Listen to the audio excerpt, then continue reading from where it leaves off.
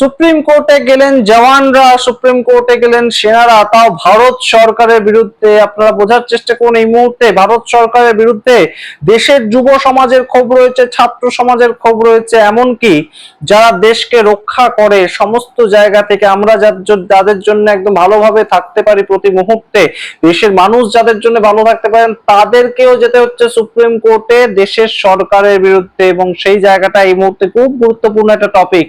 শেষ পর্যন্ত আপনারা কাইন্ডলি দেখুন এই ভিডিও, তার কারণ এই ধরনের ঘটনা সচরাচর ঘটনা। আপনাদেরকে জানাই এই মুহূর্তে 34 জন সিএপিএফ জওয়ান, অর্থাৎ সেন্ট্রাল আর্মড পুলিশ ফোর্স জওয়ান, তাদের মধ্যে সবাই রয়েছেন, তাদের মধ্যে প্যারামিলিটারি রয়েছেন, মিলিটারি রয়েছেন, এসএসডি রয়েছেন, প্রত্যেকেই রয়েছেন। তো সেই সমস্ত সংগঠনগুলো মিলিয়ে প্রায় 10 লক্ষ সরকারি কর্মচারী এবং তাদের পক্ষ থেকে সিএপিএফ অর্থাৎ সেন্ট্রাল আর্মড পুলিশ ফোর্স, তার মধ্যে যারাই পড়ছেন সেন্ট্রাল গভর্নমেন্টের চাকরি করেন এবং আর্মড পুলিশ ফোর্স, তার মধ্যে যারাই পড়ছেন, সেটা র্যাফ হতে পারে, সিআরপিএফ হতে পারে, প্রত্যেকেই রয়েছেন। তো তাদের পক্ষ থেকে এই মুহূর্তে 34 জন সরাসরি সুপ্রিম কোর্টে গিয়েছে। সমস্ত বিষয়টা আপনাদেরকে জানাই একটু, যে মোদী সরকার কয়েকদিন আগে 2026 সালে সংসদে একটি বিল পাশ করায়। সেই বিলটার নাম হচ্ছে central arm police force general administration act 2026। তো এই যে অ্যাক্টটা পাশ করায়, সেই ক্ষেত্রে সরাসরি একটা নির্দেশিকা আসে, যেখানে সরাসরি এই যে সিএপিএফ তাদের মধ্যে যারা রয়েছে, অর্থাৎ সেন্ট্রাল আর্ম পুলিশ ফোর্সের মধ্যে যারা রয়েছেন, তাদের প্রমোশনের একটা প্রভিশন ছিল, সেটা আটকে যায়। কিভাবে প্রভিশনটা তৈরি হয়েছিল একদম সরাসরি আপনাদের জানাই, যে এই মুহূর্তে জাস্টিস মনোজ মিশ্রা এবং জাস্টিস বিজয় বিষ্ণু তাদের বেঞ্চে এই কেসটা উঠেছে এবং সেই কেসটার পরবর্তী শুনানি রয়েছে 20 আগস্ট, 20 আগস্ট সেই কেসটা শুনানি রয়েছে। এবং সুপ্রিম কোর্ট কিন্তু কড়া নির্দেশ দিয়েছে যে কোনো মতেই কিন্তু সংসদে যে আইন পাশ করিয়ে সুপ্রিম কোর্টের অর্ডারটাকে চ্যালেঞ্জ করেছে মোদী সরকার, সেটা চলবে না। একদম সরাসরি কড়া বার্তা তারা মৌখিকভাবে হলেও দিয়েছে, কিন্তু এইখান থেকেই গুরুত্বপূর্ণ জায়গাটা তৈরি হয়েছে যে কেন সুপ্রিম কোর্টের আদেশও মানতে চাইছে না সংসদ, কিংবা মোদী সরকার কেন সুপ্রিম কোর্টের আদেশের উপরে একটা নতুন বিল এনে সেটাকে তাদের ইচ্ছে মতন করার চেষ্টা করছে। সেটা নিয়ে বিস্তারিত আলোচনা করব, কি প্রেক্ষাপটে সুপ্রিম কোর্টে কেসটা উঠলো এবং কোথা থেকে মূল বিতর্ক তৈরি হয়েছে, সমস্তটা বলার আগে অবশ্যই এখনো পর্যন্ত যারা সাবস্ক্রাইব করেননি আমাদের চ্যানেল, তারা অবশ্যই সাবস্ক্রাইব করুন। এবং অবশ্যই আপনারা অনেকেই জানেন যে আমাদের পেড মেম্বারশিপ নেওয়ার অপশন রয়েছে, সেখানে আপনারা অবশ্যই পেড মেম্বারশিপ নিলে আমরা এগিয়ে যেতে কিন্তু সাহস পাবো। আপনাদেরকে জানাই এই মুহূর্তে যে মূল যে জায়গাটায় আটকেছে কেসটা, সেটা হচ্ছে যে প্রমোশন সংক্রান্ত। 2025 সালে 23 মে সুপ্রিম কোর্ট একটা অর্ডার দিয়েছিল এবং সেই ক্ষেত্রে বলেছিল কিন্তু যে সিএপিএফ সেটা সেবা একটা, সেটা যেহেতু দেশমাতৃকার সেবা, সেই ক্ষেত্রে সেই অর্গানাইজেশনের যে কোনো কেউ প্রমোশনের ভিত্তিতে, তার এক্সপিরিয়েন্সের ভিত্তিতে, প্রমোশনের ভিত্তিতে তিনি কিন্তু আইপিএস র্যাঙ্কে যেতে পারেন এবং গ্রুপ এ আইপিএস অফিসার র্যাঙ্কে তার চাকরি পর্যন্ত কিন্তু প্রমোশন হতে পারে। অর্থাৎ যদি কেউ দেখা যায় যে তার যোগ্যতা হয়তো একদম গ্রাজুয়েশন লেভেলের, তো তিনিও কিন্তু পরবর্তীতে আইপিএস র্যাঙ্ক হোল্ড করতে পারেন, যেহেতু তার এতদিনের এক্সপিরিয়েন্স রয়েছে। এবং সেটা যে কারোর ক্ষেত্রে, সেন্ট্রাল গভর্নমেন্টের চাকরি করেন এবং আর্ম পুলিশ ফোর্সের সঙ্গে যুক্ত, সেরকম যে কোনো ব্যক্তি কিন্তু আইপিএস র্যাঙ্কে যেতে পারেন। সেটা একদম সুপ্রিম কোর্ট থেকে অর্ডার দিয়েছিল সুপ্রিম কোর্ট 23 মে, এবং সেটা কেসটা ছিল সঞ্জয় প্রকাশ এবং অর্ডারটা দিয়েছিলেন জাস্টিস ওকা এবং উজ্জ্বল ভুইয়া। তো তার পরবর্তীতে এই মুহূর্তে মূল যে জায়গাটা, একদম সুপ্রিম কোর্টের এই অর্ডার আসার পরে কিন্তু সমস্যা তৈরি হয়েছে। তার কারণ সংসদে এই যে নতুন অ্যাক্টটা বানিয়ে, সেই অ্যাক্টের মাধ্যমে মোদী সরকার বলছে যে আধিকারিকদের সম্পূর্ণভাবে নিয়োগ করা, আইপিএস আধিকারিকদের নিয়োগ করার সেটা দায়িত্বটা কাদের থাকছে, সেটা সম্পূর্ণ অধিকারটা থাকছে কাদের, আইজি র্যাঙ্কের অফিসার যারা, তাদের 50% অধিকার থাকছে, এবং স্পেশাল ডিজি র্যাঙ্কের অফিসার যারা, তাদের 100% অধিকার থাকছে, তারা আইপিএস অফিসার নিয়োগ করবে।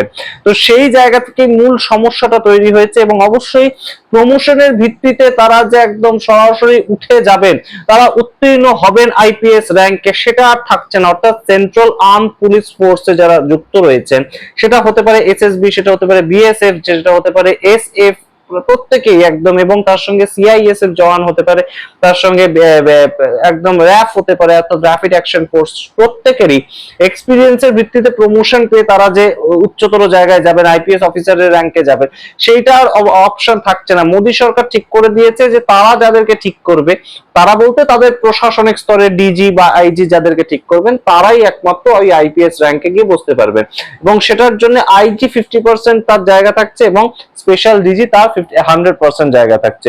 তো সেই সমস্ত বিষয়টা কিন্তু এই মুহূর্তে এতটাই তাৎপর্যপূর্ণ হয়েছে, সেখানে একদম এই যে কেসটা উঠেছে, এই কেসটা উঠার ক্ষেত্রে সিএপিএফ জওয়ানরা তারা কেস করে বলছেন তাদের বক্তব্য যে প্রমোশনের অধিকার ছিনিয়ে নিয়েছে কেন্দ্রীয় সরকার এই আইনটা এনে, এবং তার সঙ্গে সংবিধানের 14 নম্বর ধারা, 16 নম্বর ধারা এবং 21 নম্বর ধারা তারা উল্লঙ্ঘন করছেন, এবং সেই ক্ষেত্রগুলোতে আমাদের যে ব্যক্তিগত অধিকার সেটার উপর একটা হস্তক্ষেপ করতে চাইছে মোদী সরকার, এবং সেই জায়গাতেই কিন্তু মোদী সরকার বড়সড় ধাক্কা খাচ্ছে। তার কারণ আপনারা জানেন ইতিমধ্যেই কিন্তু ছাত্র আন্দোলন নিয়ে অলরেডি একবার কিন্তু নোটিশ সার্ভ করা হয়েছে।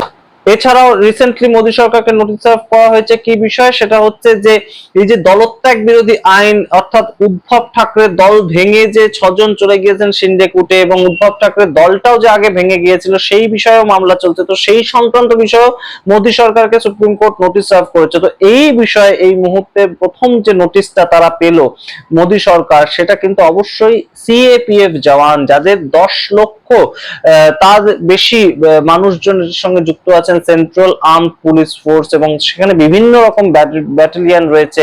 কেউ বিএসএফ এ চাকরি করেন, কেউ সিআরপিএফ হিসেবে চাকরি করেন, কেউ র্যাব হিসেবে চাকরি করেন, এবং অবশ্যই পুলিশ, অগুন্তি পুলিশ রয়েছেন সারা দেশে। তাদেরও অবস্থা কিন্তু একই জায়গায় আটকে আছে যে এই মুহূর্তে যে এই যে central arm police force general administration act 2026 যেটা সংসদে অলরেডি পাস হয়ে গিয়েছে, সেই বিলটার ক্ষেত্রে কিন্তু তাদের প্রমোশনটা আটকে যাচ্ছে। অর্থাৎ তারা একটা জায়গার পর আর আইপিএস র্যাঙ্কে যেতে পারছেন না, তাদের যতই এক্সপিরিয়েন্স থাক, তাদের যতই সক্ষমতা থাক, তারা আইপিএস র্যাঙ্কের গ্রুপ এ অফিসার হতে পারবেন না, এবং সেই জায়গাটা নিয়ে এই মুহূর্তে সুপ্রিম কোর্টের কাছে তাদেরকে যেতে হলো। এবং তারা বলছে যে আমাদের প্রমোশনের যে অধিকার সেটা ছিনিয়ে নিয়েছে কেন্দ্রীয় সরকার, এবং তার সঙ্গে সংবিধানের যে ধারাগুলো 14 নম্বর ধারা, 16 নম্বর ধারা এবং 21 নম্বর ধারা, সেগুলো কিন্তু উল্লঙ্ঘন করছে কেন্দ্রীয় সরকার।